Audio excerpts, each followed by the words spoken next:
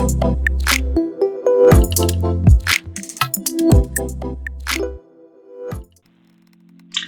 happy Friday. I hope you're having a great Friday. Over here, it's Freaky Friday. So it's a new channel, and we'll be putting up 3 videos a week, Mondays, Wednesdays, and Fridays. Mondays will be a mashup, so it could be any topic, anything. I have no idea, so I will be surprised as well. Should be fun. Wednesdays will be Wacky Wednesdays, so anything funny, crazy, they'll just make you laugh. And then Friday will be Freaky Friday. So anything mysterious, scary, and that's what today is. So please like and subscribe if you enjoy the content. If you have any comments, any suggestions, please put them down in the comments below. And with that being said, let's get to the videos.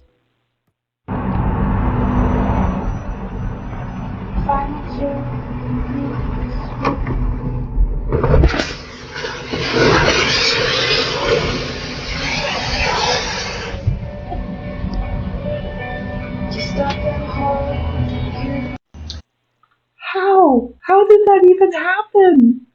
I really hope they're okay. That's insane. What a capture. Is that even real? Do we even know if that's real? Jeez. Okay. Can somebody please explain to me how when he puts a towel up... No, you gotta... I can't... Yeah, there you go. Okay, this is him. How is it that we can see he's blocking his face with a towel? You can see it? I can see you. Oh my god, How? this is crazy! Look, you guys, seriously. Look. Okay, so funny story. I started seeing these come across online, and I didn't believe it either. I was sure it was a trick that people were like smart editing, right? Like people are good at editing these days. I swore that's what it was going to be. So I tried this too. And sure enough, mirrors, they're alive and they're not nice because I had the same look that this guy had on his face. Total disbelief. I needed a picture to prove that that was happening and I wasn't being fooled, you know. Oh yeah, I can see you. I feel for this guy. Okay. This is like no magic trick. Look. Oh my god, this is freaky. His whole face is blocked. How? I know, dude. I know, dude. It's supposed to be the world's oldest baby. No pun intended, but he's very chill. Yeah. Because it was like released in like the 90s, but they froze the embryo. And then after the 30 years, they put it back. Oh my god, so they actually birthed it? They birthed it. The mother that came out with it is literally the same age as this baby is supposed to be. Baby Thaddeus has been earthside for less than 2 weeks, but his story begins long before his birth. So this baby is actually supposed to be 30, but birth, it froze. Birth, it's just 1 year old. This 1 year old. That's insane. And then I think they're gonna meet soon. Like the mom gave the embryo away, something like that, and they put it in another lady that wanted That's to how do long they can hold on to eggs. Damn, I didn't know that. Thaddeus has a sister who's 30 years old, and he's already an uncle because she has a daughter. I like to think he was put on reserve while we were just little people ourselves. Oh, he's really gonna have fun with that one, explaining it to his friends, isn't he? Yikes. But, I mean, better late than ever. Cute little guy.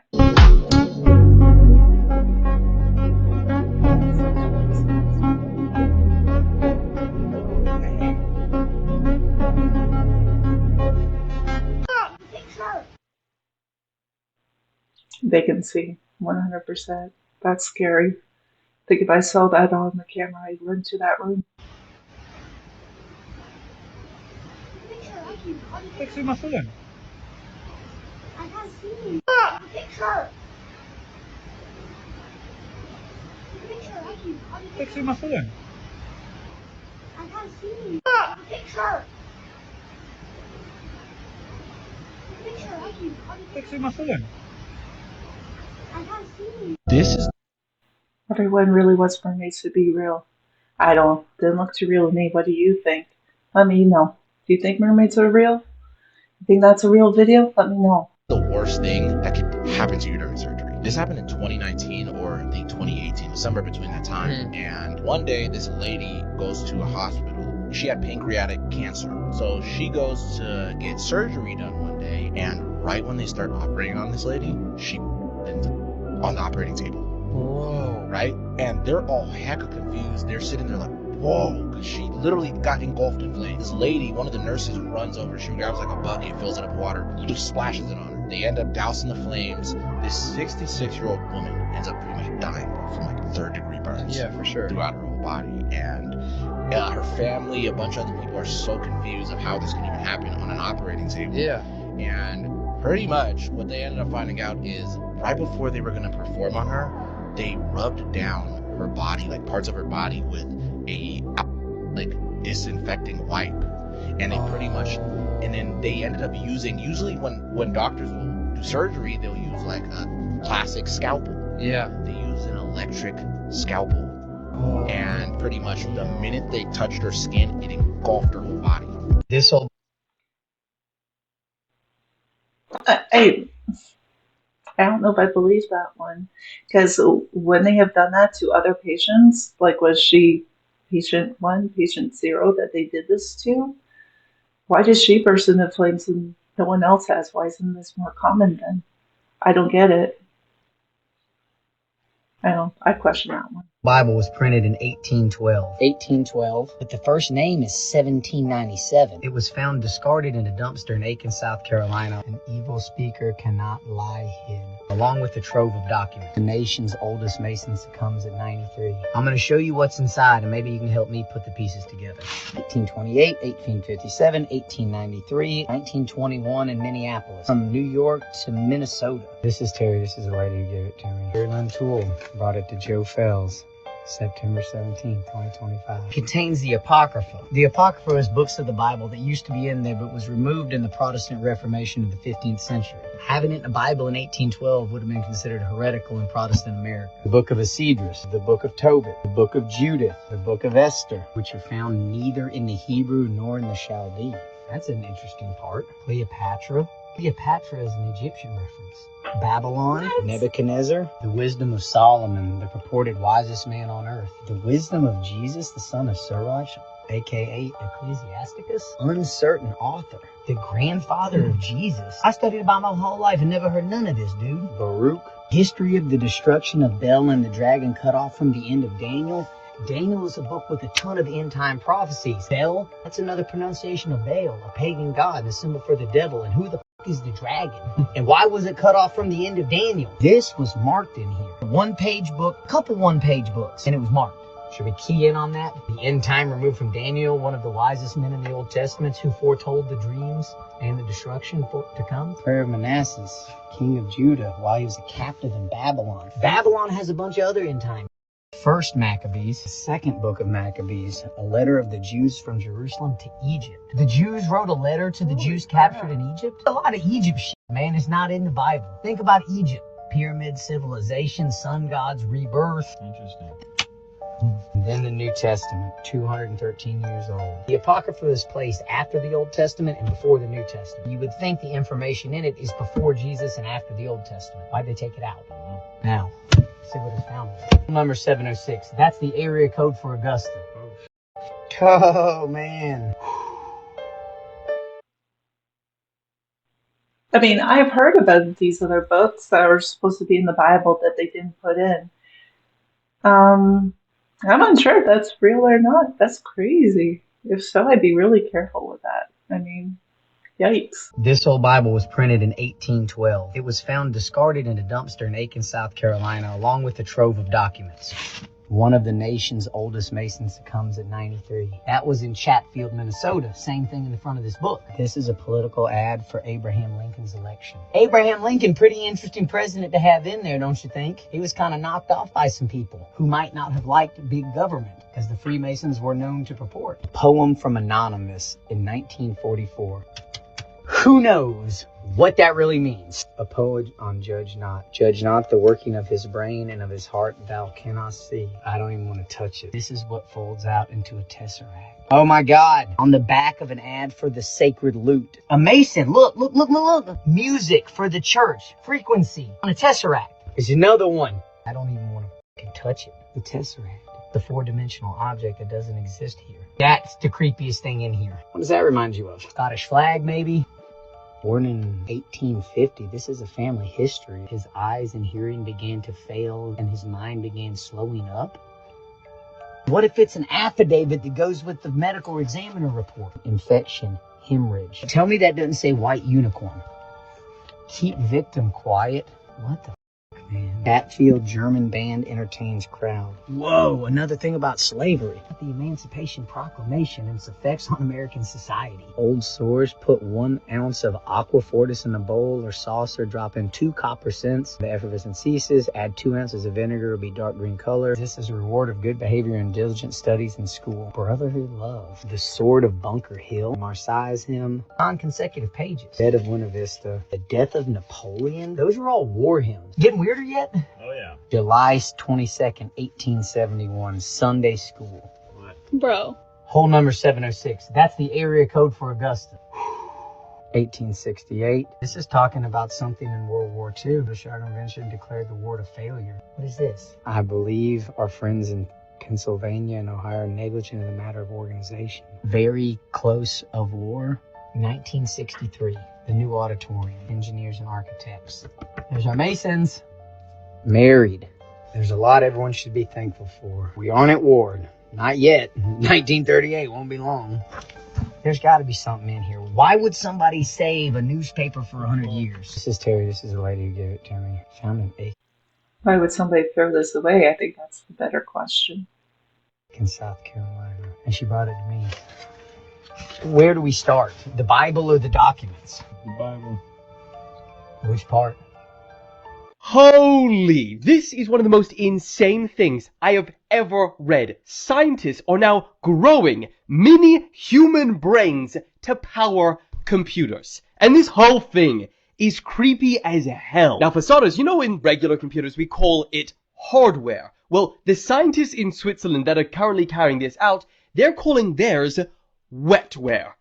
Bro, what? Oh, and it gets even creepier because these labs buy human skin cells from anonymous donors in Japan, and then through a series of highly complex processes and several months of growing, they turn those human skin cells into clusters of neurons they are calling organoids. Bro, I'm sorry, the naming is wild. Now, the organoids are these little white orbs that are essentially lab-grown mini human brains. Now, they're much less complex than the ones in our heads, but they have the exact same building blocks. Now, these scientists then attach these electrodes to these mini brains, and they can send and receive signals from them, which they read on a regular computer screen. Now, currently, they're very simple. It's just little signals here and there, but they want to get these mini brains to the point where they are essentially biocomputers, and they can learn, adapt, get smarter, perform tasks, kind of like AI, but the AI doesn't mimic our brains. It's our brains. And because of that, these little mini brains are unpredictable, and the scientists themselves have admitted that they still don't understand what the organoids do and why. Now, here is the eeriest part, because regular computers, they stop working, don't they? But biocomputers, they literally die. So the scientists say they can survive for up to 4 months, but before they die, they observe a flurry of activity from the organoids, which is very similar to the increased heart rate and brain activity which is seen in some humans at the end of life. Ain't no way! So, yeah, guys, the future is I mean, do you think this is right? I don't think that's right. Like, that's got to have some real ethical issues. You don't mess around with human parts like that. I mean, I've seen another video where it said that you can take these little human brains and they literally think that they're a butterfly. I mean, wouldn't that essentially make that a human? Is it sentient? I mean, that sounds like torture. And if it's going through the process that a human would go through with death, does that mean that's a human? I wouldn't want to be the one messing with that. People your truth, Jake Paul. I have an announcement in 3, 2, 1. I'm gay. I hope everyone here supports me. Here's my makeup set. Look at this. So I am not exaggerating when I say that that video just broke reality, because that was 100% AI generated. That video never happened. Jake Paul has not come out of the closet. Jake Paul has not launched a makeup brand. Jake Paul had nothing to do with any of that. Some random person somewhere downloaded an app, used their stupid finger and typed in Jake Paul gay makeup brand. And that popped out. And then they downloaded the video, uploaded it to other forms of social media. And guess what? Hundreds of thousands of people like the video. And they're interacting with it. And a lot of them are commenting, didn't realize that was AI. Because reality's dead. Reality is dead. We can't trust our initial reaction now to any piece of footage we see. It doesn't matter. Ever since I've interacted with this particular video, my entire feed is full of celebrities, many of which have been dead for a long time, doing things they've never done. Like Michael Jackson and Kobe selling flavored Zins on a live. How about Ronald Reagan opening packs of Pokemon cards? How about this? Mr. Rogers interviewing Tupac Shakur. Never happened. History is dead. No, we used to be able to trust old footage because it was old. Who would change that? Well, apparently Sam Altman and the other psychopaths out there have just decided that we just need to be able to twist reality and make sure that no one can ever trust archival footage again. Oh, and don't worry, they're also with body cam footage. Yeah, that's right. Here's body cam footage. Isn't that terrifying? Sure, it's funny that it's Chucky right now. But just wait, give it time, because eventually, I'm sure eventually, someone will want to be able to frame somebody that they don't like. And so instead of them chasing a Chucky doll, maybe they'll be chasing you. And then that can be shown to a very old judge sitting in a courtroom as he bangs the gavel and sentences people away for however how many years. So screw. Okay, yeah. AI's gone too far. I thought that was real right away. Did you? I mean, that is kind of scary. Someone could make anything up about you and make it look realistic. How would you know? Like, how would you know? How could you prove your innocence? Let me know what you think. Scrooge McDuck won't stop planting bombs in department stores and blowing shit up. Now, the story starts with this guy, Arno. And Arno's about 38 when this all starts, living in Germany, and Arno really wants to be a cartoonist. Like, he loves to draw. But he's not having any success, and he's struggling with money, and so he's all bummed out. But one day, in 1988, he's had enough of this being broke nonsense. He can't take it anymore. And he decides that the only way he can make enough money to focus on his art is to start a life of crime. So he comes up with a plan. His plan is to build bombs, plant them at local department stores, and set them off. Then, after they blow up, he'll send the store a ransom letter demanding money, or he'll set another bomb. Perfect plan. What could possibly go wrong? And so he gets to work, and he starts making pipe bombs in his kitchen. Once he's built what he needs, he goes over to this luxury department store in Berlin, and he plants the bomb where no one is looking. But the bomb doesn't go off when it's supposed to. So that plan fails. Good. So he tries again. He later goes back to that same department store and finds an area where no one is around, and he plants the bomb, and he sets the timer, and he leaves. Then, in the middle of the night, when no one is around, because, he doesn't want anyone to get hurt, so he does it when no one's around. Kaboom! The bomb explodes, and it causes a bunch of damage. Then Arno, he sends the managers of the store a letter demanding 500,000 Deutschmarks, which is the equivalent of about $300,000 US in today's money. Then, in the letter, he instructs the store managers to take a two-way radio that he provided and get on a local train at a certain time. Then, as soon as Arno gives the word, they have to throw the money out of the train window. And they do. The store managers get on a train with a bunch of money, and when Arno gives them the okay, they throw it out the window. And Arno is, of course, there to intercept it, and he gets away. So Arno's plan worked. He successfully robbed the department store. And so from here, he's got to start spending this money. He goes on a bunch of vacations, like to the Mediterranean and to South Korea and to the Philippines. And a few years go by, and it's now 1991.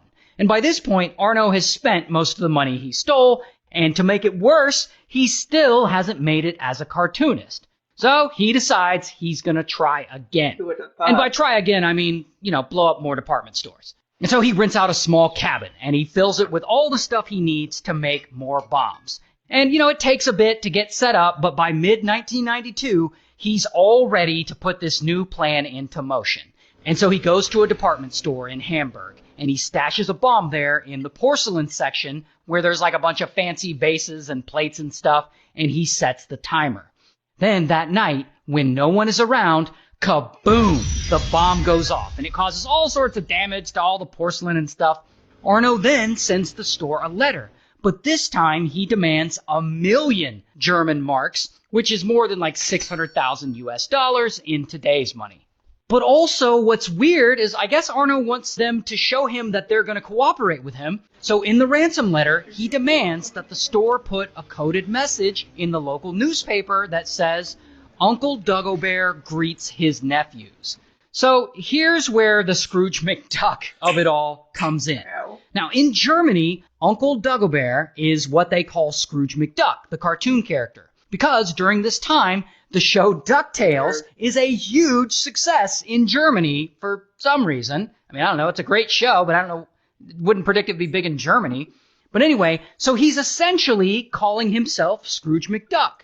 And so the managers put this ad in the newspaper to show that they're willing to comply with his demands. Then Arno demands that they go out to a specific spot in the forest, and there they'll find a bag with the DuckTales logo on it and an image of Scrooge McDuck, and that bag will be stuck to a telephone pole. So they go there and they find the bag, and they've brought the police with them, of course, but there's also an electromagnet contraption designed to stick this bag to a nearby train. And if they stick the bag to the train, I guess Arno will be able to push a button remotely and make the bag drop whenever he wants. But police, they decide not to do that. Instead of using this electromagnet contraption, they tie the bag to the train in such a way so that when Arno hits the button, it doesn't drop. Because police are thinking that this is going to lure Arno out and that then they're going to be able to nab him. But it doesn't work. Arno, he doesn't fall for it. He just gets all pissed off. I mean, he doesn't know police are even involved in this. He probably just thinks that the department store manager screwed up the drop. So anyway, he writes a new letter to the store and he gives them a new drop-off location. And so this time, police stick the bag to the train, but with the electromagnet contraption. And from there, the plan moves forward and the bag drops off exactly where Arno told them to drop it. And so Arno goes to grab this bag, and the train comes to a stop, and a bunch of police who were hiding inside suddenly jump out and they yell, "Police!" And Arno's like, "Oh shit!" And he grabs the bag and he runs away as fast as he can. And he somehow escapes. However, once he's safe, he opens the drop bag and he sees that only about 4,000 marks of it are real, while the rest of the money is fake. But now the police know that the two department store bombings are linked, and they start referring to Arno as Dagobert, or Scrooge McDuck. Now, by this point, the local media has picked up on Arno's story, and they start writing about him. And for some reason, some of the general public begins to side with him, and he builds up a little fan base. They love him because they find what he's doing entertaining, I suppose. They love the fact that he calls himself Scrooge McDuck. And so Arno, he also loves this attention, and he keeps going for 6 years. He keeps trying to pull off more jobs by placing bombs in department stores and demanding ransom money. And while he hasn't successfully gotten any more money yet, it seems like he's going to really soon. Until it all starts to fall apart for him. During the police's investigation, they figure out that sometimes he'll call the department stores instead of sending them a letter. And he makes those calls through a phone booth. And one day in 1994, Arno calls a department store and he's giving them his ransom demands. And the store manager he's speaking to is actually a police officer pretending to be a manager. And Arno, he's trying to name a street for them to drop the money off at. And the fake manager keeps acting like he doesn't understand what Arno's saying, and so Arno has to slowly spell it out, and this gives police enough time to trace the call. And so they trace the call, and they end up showing up to the phone booth. But Arno isn't there. He's already fled. However, enough witnesses around saw him, so police are able to get a composite sketch of him. And a few weeks go by. And Arno, he's trying to pull off another department store bomb scam. So he's at a different phone booth, on the phone again, with who he thinks is a department store manager, but it's actually that same undercover police officer. And they trace the call again. And so police show up to the new phone booth, and they see a guy hanging around who looks a lot like that composite sketch that they got of Arno, because of course, it's Arno. And so police, they start surveilling him and following him around, and they eventually catch him making yet another department store bomb call from yet another phone booth. And so police pull up, and bam, they arrest him. And I don't have a mugshot, but here is a picture of him getting arrested. And so ultimately, Arno is convicted, and he's sentenced to 9 years in prison. And later, when he gets out, he is actually able to turn his life around and get work as a cartoonist. So, you know, good for him. Here's a photo of him. Wow. That's quite the story. Sorry about my speaking with him until. That guy's great. I love him. Anyhow, we have come to the end of the video. If you stuck around and watched and enjoyed, I appreciate you. Please like and subscribe. Once again, leave comments. Give me ideas. Anything you want me to watch, anything I should consider, put them down there, and we'll get to them. Other than that, thank you, and I will see you Monday on Mashup Monday. Have a good night.